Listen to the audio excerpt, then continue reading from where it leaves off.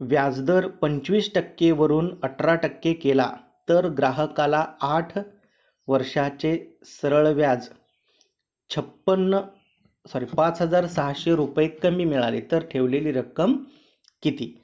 आता इथे लक्षात ठेवायचं काय, रक्कम बरोबर व्याजातील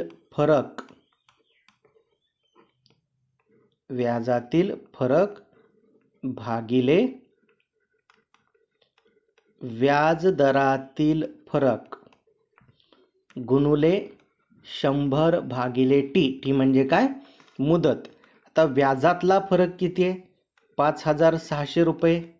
कारण व्याज आधी काहीतरी मिळालं असेल पण त्याच्यापेक्षा कितीने कमी मिळालं, 5,600. म्हणजे व्याजातला फरक किती आला, 5,600.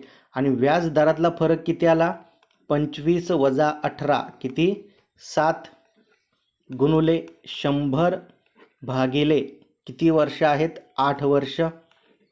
आता 7 गुणुले 8, 7 या 56, याला गेला तर किती आलं, 100. 100 गुणुले 100 किती, 10,000. म्हणजे त्या जी काय ठेवलेली बँकेतली रक्कम आहे ती किती आहे, 10,000 रुपये.